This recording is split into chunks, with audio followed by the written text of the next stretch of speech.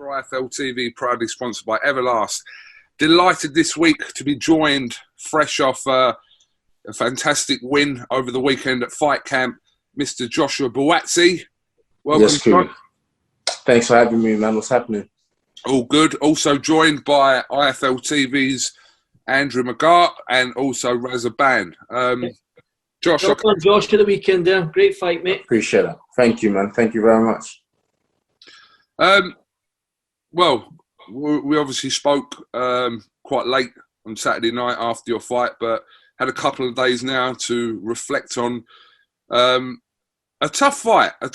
He was game, Bolotniks. I think we all agree with that. But have you had a chance to watch it? What's your reflection now on the fight, Josh?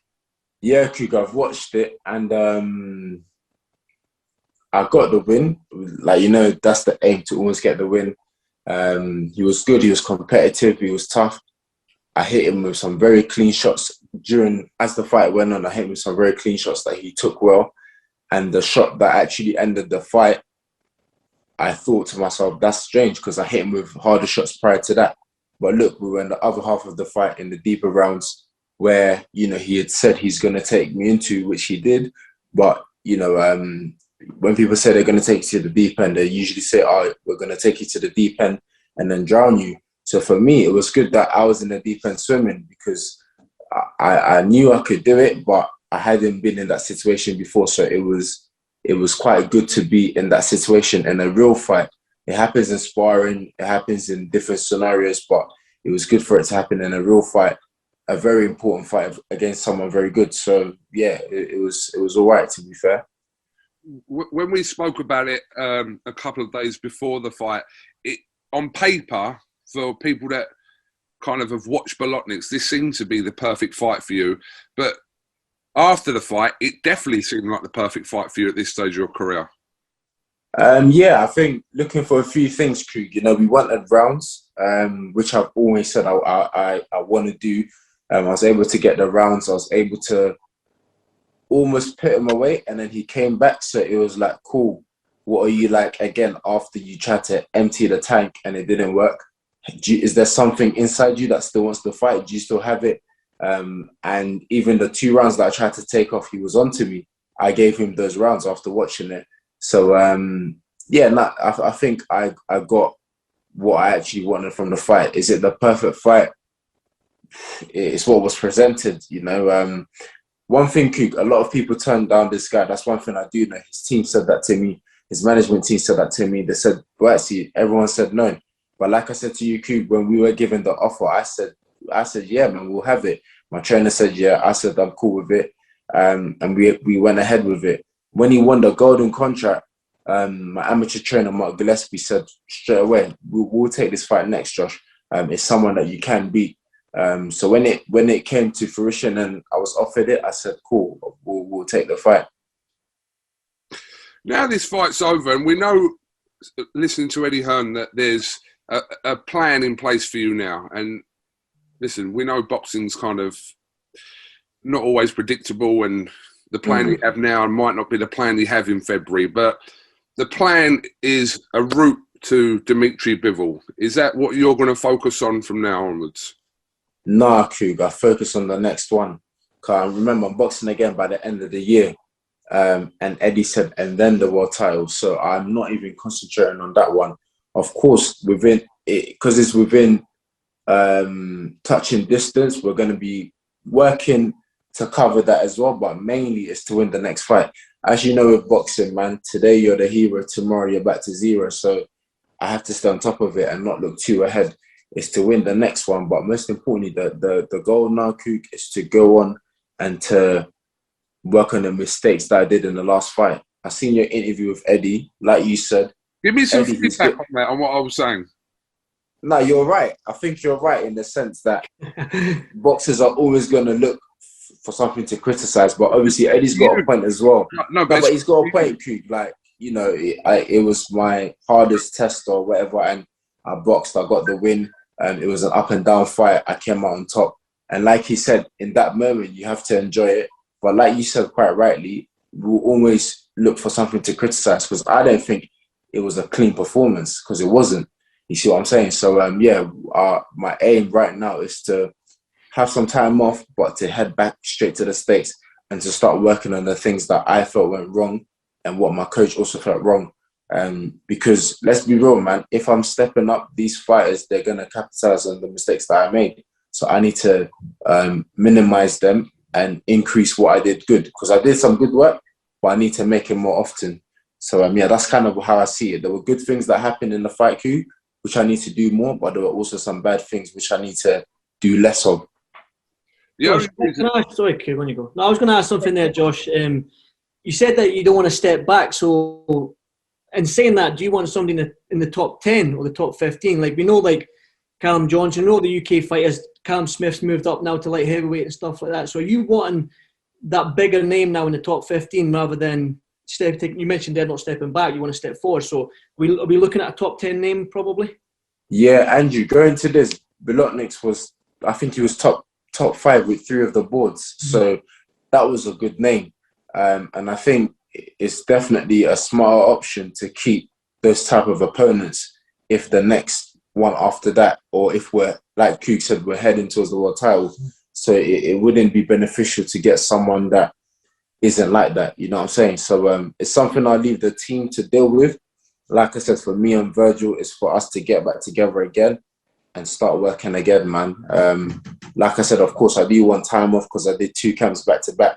So I'm quite sore because after my last fight, I didn't have a lot of time off and I went straight in again.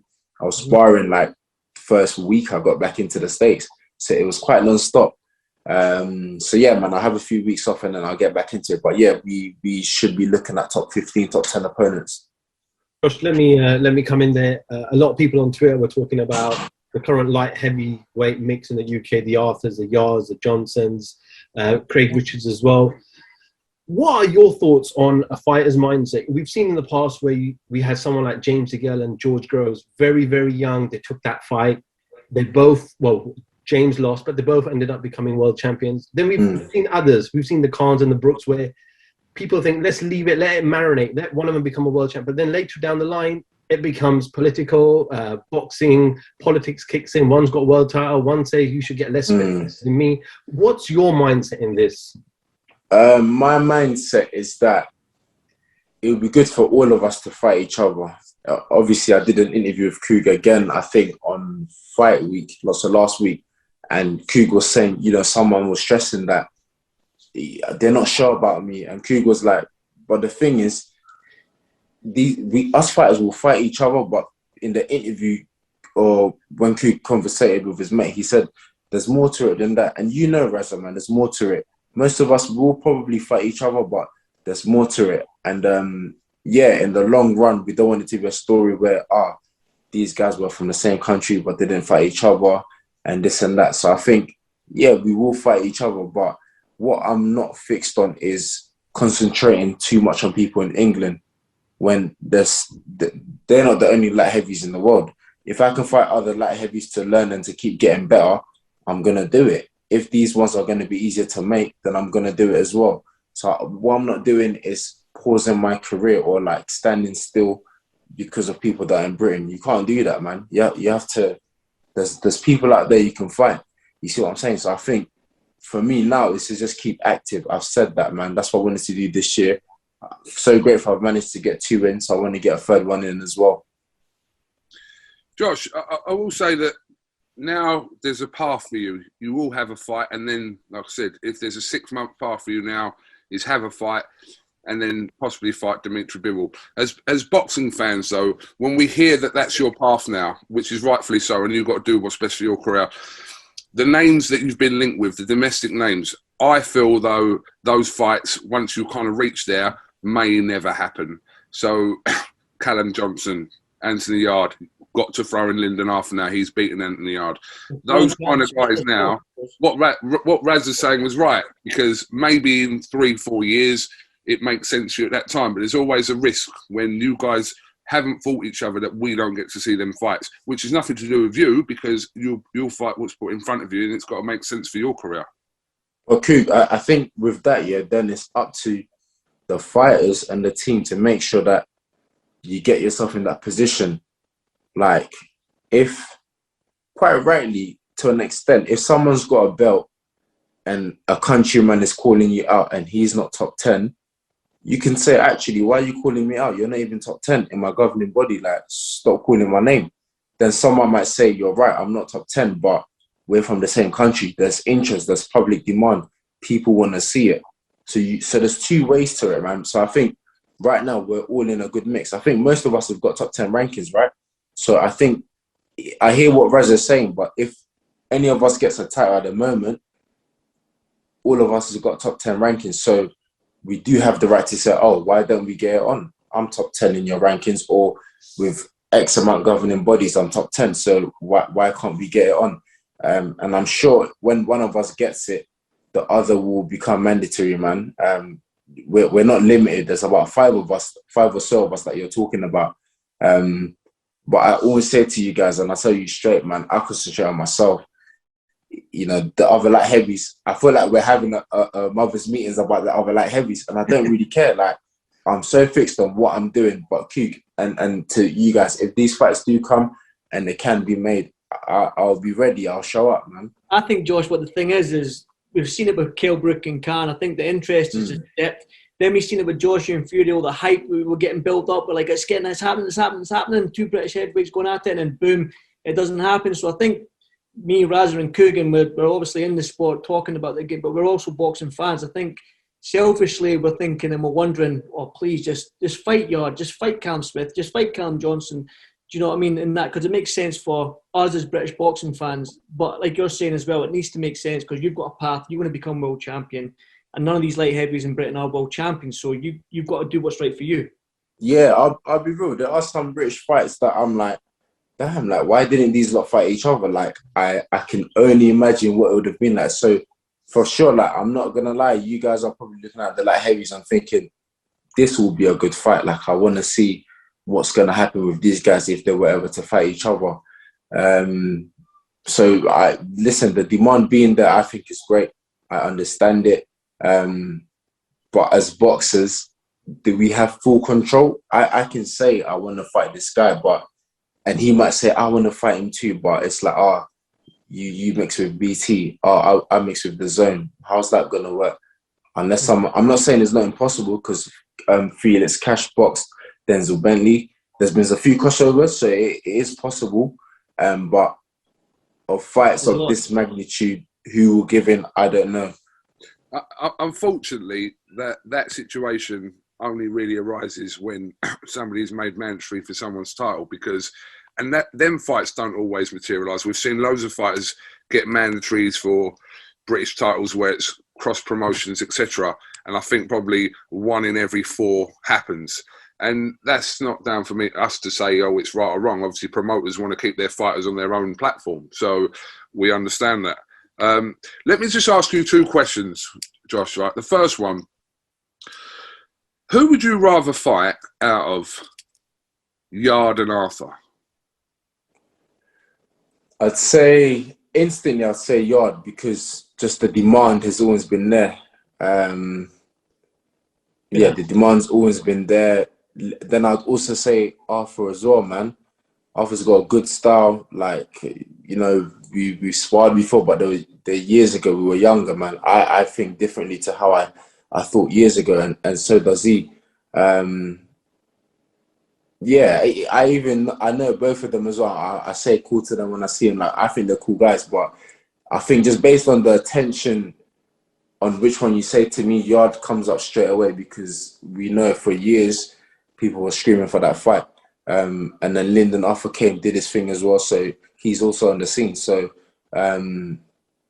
either or, but if due to the public demand knowledge that I think, I would say Yarde, because I think that's the one that's got more demand. I could be wrong, but yeah, that's what I think. All right, it's interesting you say that, because you're saying that that's the fight that would have the most demand. Yeah, and I think we'll all agree that you against Yarde would do, but Arthur's beaten Yarde, so wouldn't your mentality be, I want to beat the man who's now beaten him? I know, obviously, Yarde's lost to Kovalev before that, but what I'm saying is that I didn't know whether your mentality would be, well, I did want to fight Yarde, but now let me fight the man that beat him. Yeah, that's also another spin of it. I could say, yeah, actually, people wanted to see me fight you, but there's another guy on the block that beat you. So I could say that as well. I'm more seeing it as the 5-6 light heavies that we're all talking about. Either or, any of us will be a good fight. That's how I'm kind of seeing it, that everyone mixing it together would be a good fight. But yeah, I don't have a favorite and I don't have a personal one. Like, this thing is not personal to me at all. It's only personal for the 36 minutes that we have to have a go at each other. Other than that, it's never personal, man. And just my next question, there's a certain super middleweight who's making their light heavyweight debut next month, Callum Smith. You must have thought about that. That's got to be a future fight, isn't it, surely? Smith's never been on my radar, even though I know he was a division below me. And moving up now, I think, again, it's all well and good, but I'm not here to say, oh, who's joined the division again, or who's the latest addition, or who's this, who's that. Nah, it's a division that I'm in. So I make sure that I stamp things and, I control things. That's how I see it. I'm not on the lookout for this guy or that guy that could potentially be my division. Nah, I don't do that. And I echo it again. I'm very selfish in boxing, man. I only think about how I'm going to improve, how I'm going to be the better fighter. I don't put energy towards other fighters at all, unless I know that, oh, Buatsi, in September, this is the guy you're fighting. Then I put energy towards him. If not, then I don't really think about it too much. But again, great addition to the division, man. He unified that super middle. He's even big for a light heavy. But, the competition is competition. So it's nothing new. Saying that, the competition at light heavyweight, especially domestically and at world level for yourself, man, you're in probably one of the best divisions in terms of, you mentioned all the British fighters, but we've yet to mention Bertie Biev and all that. Do you know what I mean? So it's a good division, it's a tasty division, but it's a dangerous division as well at that world level, isn't it? No, it is, Andrew. But whether you're looking at domestics or international, it's very hard. That's why one thing I said in an interview I did maybe last year or beginning of the year was that having talent is all good, but I feel you have to manage it. Talent is good, man. Anyone can be talented, but I feel managing it is important. And I feel in a division like mine, I'm not because I'm a light heavy, but I do think I probably am in the most competitive division. I'd understand for other boxers to say their category is the most competitive, so that's fine. I'm going to talk because I'm a light heavy. So I think it's a very competitive division. But yeah, you have to be managed properly and maneuver yourself properly. The fight I had on the weekend, could I have had a few fights before having it? Maybe, but it happened on Saturday. I got the desired result. And again, we managed myself and we see who's next, man. But yeah, I think it's competitive at all levels now. So when it's time to fight, it's time to fight, man. Josh, I know this is your second fight now with Verge. Obviously, I know you've spent back-to-back camps in America, but I know you've spoken highly just generally about Andre Ward and Verge in particular in the past to me, but did it exceed your expectation how Verge works and how he analyzes fights and how he is being around and being trained by someone of such a high stature? And I would regard one of the best trainers of that era. It did, Raza, because, I think what the internet allowed me to see of him wasn't a lot. Like, you can't really read too much into it, but when you get into the gym every day with a guy and you're talking and you're just chilling and you're talking, and even on fight week, like, he might come over and, we'll be chatting and then he would just switch up and say, okay, cool. So on Saturday, I've been looking at this is what I think. This will be good. This will work. Or he does this, he does that. It's cool. Like, I'm like, V, perfect. We'll try and execute it. Or you just have a random thought and he'll just tell me what it is. And I say, okay, cool. And just conversations with him, it can get as deep as you want. There's so much knowledge available for me. So when I'm talking to him, I'm trying to, there's just so much, you see what I'm saying? So I'm just grateful that I feel I'm at the right place with the right teacher, and it's for me to learn and obviously to go in and execute it. And if you watch the fight on the weekend, the style of coaching or instruction was very different to what we commonly see. Some of the rounds were boxing advice. Sometimes it wasn't boxing advice. It was just, we know what we're doing at this level. it's just making sure we stay on track with what we're doing. So yeah, like I'm enjoying it, and I think, you know, it's a good strategy. It's a good partnership that I think it will take me to the top. Just the final one before we let you go, Josh. Talking about people joining the division, we might be in a situation soon where if Canelo beats Caleb Plant, that he moves back up to light heavyweight as well. Yeah. Again, I don't know when they're gonna fight, but that's again another fighter that will move up. And again, it makes it even a deeper division. You see what I'm saying? But like I said, man, I'll make sure I get into the right fights. Not to say that my team's going to put me into fights that they know I'm going to win. Well, if I sign up for a fight, it's because we're confident we're going to beat whoever it is. But it's for me to learn as much as I can, Kug. And again, whenever you guys ask, I always say to you, oh, I haven't seen much of my opponent, because I always believe that if I keep improving and working on what I need to work in, I'll beat these guys. And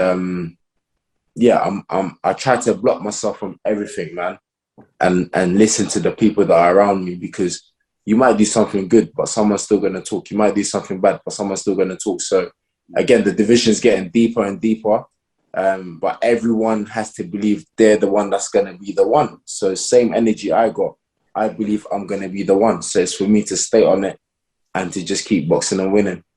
Josh, just quickly before we let you go, obviously you're out of camp now. You're relaxing, bit of downtime. Are you going to make an appearance in Lawrence Okoli's next music video? Oh, listen, I'm gonna hit Okoli up after this because I need a little 5 second video of myself, man, for sure, man. But look, I'm happy. You know, the weekend went the way it went. Like I said, I did 2 camps back to back, so it's just nice to have a bit of downtime. Just like spend time with my family and that. So it's been good so far. I can't complain, man. And again, I'm excited about fighting again, man. We haven't got a date yet. We haven't got an opponent yet, but I'm excited about fighting again and putting on a show. I don't know if you and Andrew were at the Garden on the weekend. Were you? Okay, but for those that weren't there, maybe Q can support me on this. It was a small, intimate crowd. For me, it felt very intimate and very, like, I don't know, but when you get in the ring and there's people that close to it, I'm like, it's showtime. My final thoughts before the first bell went is, this ring is tiny. There's a lot of people close to the ring watching me. If I have to have a street fight for 12 rounds, as I was promised, I'm going to have to do it. Before the bell went, I said, it's going to be what it is. If it's 12 rounds of brawling, let's go. But I came out, I felt I boxed a bit, scrapped a bit and got the win. But yeah, man, I'm in good spirits, man. The fight in the weekend was good. The atmosphere was good. And as always, we have to big up Matchroom, because when they're putting a show, it's always good, man. And for you guys and the other social media outlets that cover the content and everything. All right. Good show. Josh, thank you. A little bit longer you've given us than we expected, but much appreciated as always. We'll let you get on with the rest of your night. Congratulations again. And listen, yeah, thank you. Whatever's next is next. For sure, guys. Yeah. Thank you very much. I appreciate that. Thank you. Thank you. Thank you. Thank you. Nice one, bro. Cool. Thank you.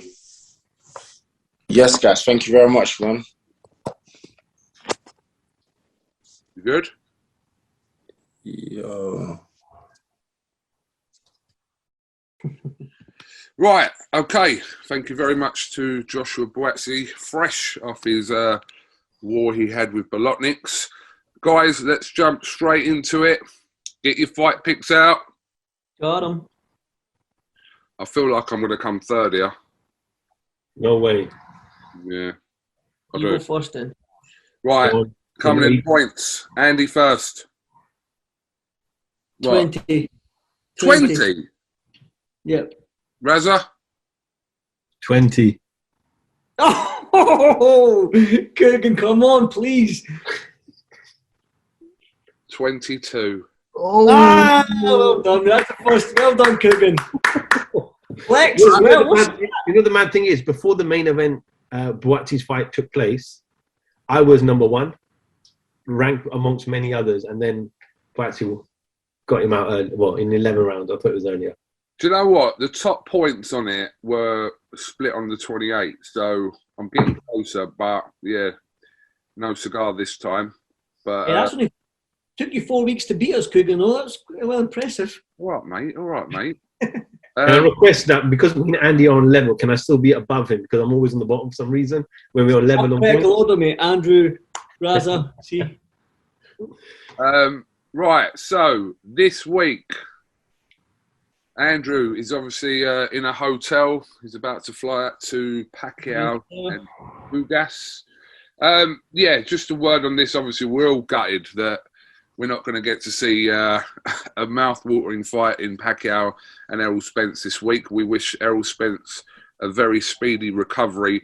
But Pacquiao is still fighting against KUGAN, who was originally meant to have fought on the undercard anyway. Me personally, I don't mind this fight. It's only because we were talking about the Spence fight, where it's anything other than Spence would have been disappointing. But I think this is an interesting fight for Pacquiao. So, guys, have we got our yes ready for this? Okay. 3 fights this week to choose from. This is an interesting fight. Victor Ortiz against Robert Guerrero. Do you know what? Every time I think of Victor Ortiz, I just think of Floyd Mayweather straight away. I can't think of the other fight apart from what happened in that Mayweather fight. But fair play to Victor Ortiz. He's still knocking about. And this is an interesting fight. Obviously, 2 former Floyd Mayweather opponents. Raza? Yeah, you know, Victor, I was at his fight when he fought Maidana in America, right? And that was an unbelievable fight. But he was so talented, but I think the latter part of his career, the focus in boxing just went. He's got 6 losses. I expected so much from his career. So the reality is he hasn't fought for 3.5 years. The last time he fought was David Alexandra, I believe, and that was a draw as well. And Devin's gone on to have 3 losses himself. So Guerrero, again, 6 losses as well, hasn't fought for 2 years. And I think basically whoever loses is going to have to look and think twice about whether they carry on in the sport. But it's an interesting fight. I can't even call it because they've both just been out for so long. Yeah, they have been. And like I said to you, I mean, they're both fights we're talking about with Floyd Mayweather were so many years ago. I mean, the Guerrero fight was back in like 2013 or something. So it is an interesting fight. Before that? What's that? Ortiz fought Mayweather before Guerrero, didn't he? So that was long, like 2012 or something. Ortiz one was, before then. Fuck's sake. So, Andrew, you looking forward to going over there? Definitely, man. Like, I've never seen Pacquiao fight live. I've never spoke to Pacquiao. He's probably, and I think I saw a podcast when you said that that's one fighter that's eluded you, Kugan. So it has. I'll be more than happy, by the way, for you to get him, mate. You know what I mean? No, me too. So I'm gutted about the Spence fight because, but KUGAN, I mean, it's Pacquiao to win his belt back that got taken off a minute. So there's that little bit behind it as well. And KUGAN is no mug. Split decision loss against John Porter. So, I mean, it's still a good fight, but I'm going to go for the centre. I think the centre is going to do it. Okay, well, on fight pick, let me just get it back up. I didn't sit on the fence there. It doesn't matter, does it? Well, I don't know. You're the one going out there, mate. Mark Magsayo, 22-0. Up and coming, you can call featherweight division as well. So he's in that featherweight division with Kid Galahad, Josh Warren. Tough division, but yeah, I suppose Julio Cesar, a little bit more experienced. Give him a good run out, Andy. I suppose he will. I think so, but I think Mark's going to do it. Like I just think with his aggression and stuff like that, he's just a little bit more busy. I watched a little bit of him on YouTube just to get my bearings. Every time I go away, I like to just get my bearings on who's on the undercard if I've not seen much of them, because some of these American trips, you get some American fighters or foreign fighters that you might not have heard of here in the UK. So I like to watch and go on box rec and stuff like that. So I just think with his punch selection, he can punch hard as well. So I can't say anything other than that. It's an interesting fight because I was looking at some YouTube site and I would love to see him with Josh Warrington. I think them two would just go There's so many fights in that. There's so many fights in that division that you literally, from here as well, from a domestic point of view and also on the world stage as well. So, make your picks for that. And then obviously, yes, Pacquiao and Ugas. I'm interested. Okay, that's kind of accept. Do you know what? I'm changing my mind about that method of win. What, the Pacquiao one? Yeah.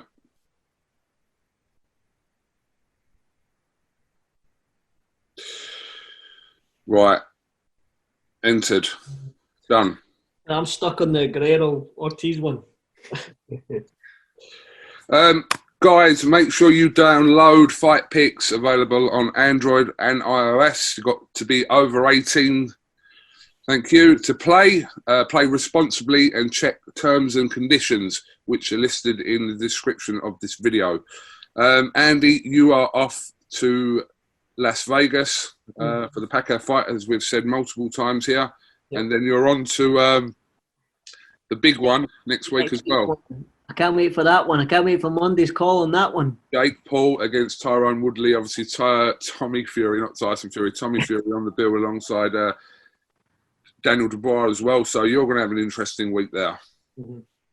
I mean, I've not done much of these. I think it's going to be my first YouTube crossover type show. So looking forward to it. Might get myself involved. You're the only one that can travel out there from all of us at the moment. So hopefully I'm going to get myself KUGAN. If I end up getting myself a fight, then I might have to take an hiatus from IFL to fight someday in the YouTube world. Yeah, we'll bring that up in next week's episode. Guys, listen, we'll catch up next week. Obviously, you'll be in America, Andy, so we'll have to work out a suitable time to reflect on Pacquiao and Ugas. Raza, Andy, thank you very much for joining us. Thank you to Joshua Buatsi, who gave us probably about 15 or 20 minutes of his time today, so much appreciated. Download Fight Picks. Everybody is playing it. Literally everybody is talking about it in boxing, so make sure you do it. Mm-hmm. And add me, as always, Andrew_IFL. Raz_IFL, add me. I got like 200 people adding me randomly, Andy. See? Works. Guys, thank you very much. And yeah, we'll catch up soon. Absolutely. Thank you. Thank you.